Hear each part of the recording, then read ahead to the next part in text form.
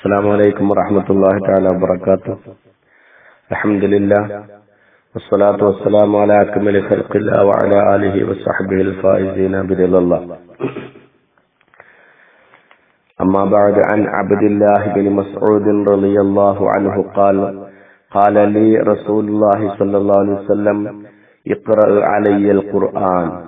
قال: فقلت: يا رسول الله، أقرأ عليك وعليك أنزل. قال: إني أستحي أن أسمعه من غيري. فقرأت النساء حتى إذا بلغت: فكيف إذا جئنا من كل أمة بشهيد وجئنا بك على هؤلاء شهيدا. رفعت رأسي أو غمزني رجل إلى جنبي فرفعت رأسي فرأيت دموعه تسيل. മഹാനായ ഇമാം അബ്ദുല്ലാഹ് ഇബ്നു മസ്ഊദ് റളിയല്ലാഹു അൻഹു നിവേദനം ചെയ്യുകയാണ്, തിരുനബി സല്ലല്ലാഹു അലൈഹി വസല്ലം എന്നോട് പറഞ്ഞു, ഇഖ്റ അലയ്യ അൽ ഖുർആന, ഖുർആൻ എനിക്ക് നീ ഓതി തന്നാലും.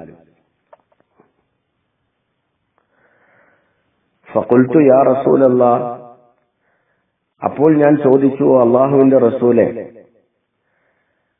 അഖ്റഉ അലൈക വ അലൈക ഉൻസിൽ, ഖുർആൻ അങ്ങേക്കാണ് ഇറങ്ങിയത് എന്നിരിക്കെ ഞാൻ അങ്ങേക്ക് ഓതി തരികയോ? ഖാല, അവിടുന്ന് പറഞ്ഞു, ഇന്നി അസ്തഹി അൻ അസ്മഅഹു മിൻ ഗൈരി, ഞാനില്ലാത്ത മറ്റൊരാളിൽ നിന്ന് അത് കേൾക്കാൻ ഞാൻ ആഗ്രഹിക്കുന്നു. ഫഖറഅതു നിസാ, അപ്പോൾ ഞാൻ സൂറത്തുൻ നിസാ ഓതി. ഹത്താ ഇദാ ബലഗതു, ഓതി ഞാൻ എത്തിയപ്പോൾ, فكيف إذا جئنا من كل أمة بشهيد وجئنا بك على هؤلاء شهيدا.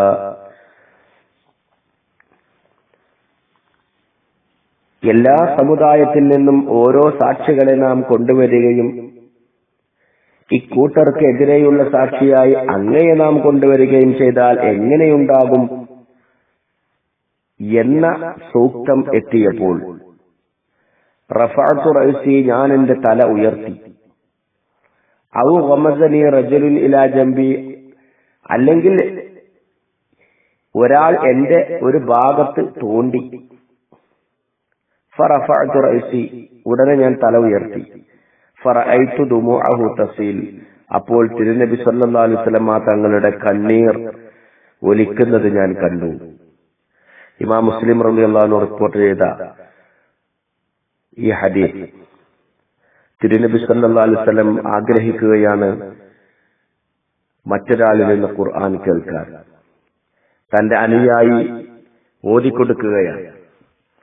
ഖുർആൻ കേൾക്കാൻ, മറ്റൊരാളിൽ നിന്ന് കേൾക്കാൻ കൊതിച്ചു എന്നതിനപ്പുറം ഖുർആനിനെ ഇഷ്ടപ്പെട്ടു, ഖുർആനിനെ സ്നേഹിച്ചു.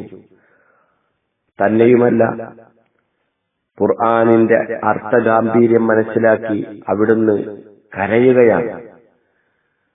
എങ്ങനെയാണ് ഖുർആനിനെ നാം സമീപിക്കേണ്ടത് എന്ന് ഈ ഹദീസിൽ നിന്ന് വളരെ വ്യക്തമാണ്. പാരായണം അധികരിച്ച ഈ കാലഘട്ടത്തിൽ, മനപ്പാഠങ്ങൾ അധികരിച്ച ഈ കാലഘട്ടത്തിൽ, മനപ്പാഠങ്ങൾ വേണം വേണ്ട എന്നല്ല, പാരായണം അധികരിച്ചിട്ടുണ്ട് അധികരിക്കണ്ട എന്നല്ല, അതിനൊക്കെ പുറമെ കണ്ണുകൾ നിറയുന്നുണ്ടോ ഖുർആൻ ഓതിയിട്ട് അതിലെ അർത്ഥം ചിന്തിച്ചിട്ട് എന്നത് വലിയ ഒരു ചോദ്യചിഹ്നമാണ്. അല്ലാഹു സുബ്ഹാനഹു വ തആല വിശുദ്ധ ഖുർആനിനെ സ്നേഹിക്കാൻ നമുക്ക് ഭാഗ്യം നൽകട്ടെ. മശായിഖന്മാരുടെ പൊരുത്തത്തിൽ അല്ലാഹു നമ്മെ ആക്കി തരട്ടെ.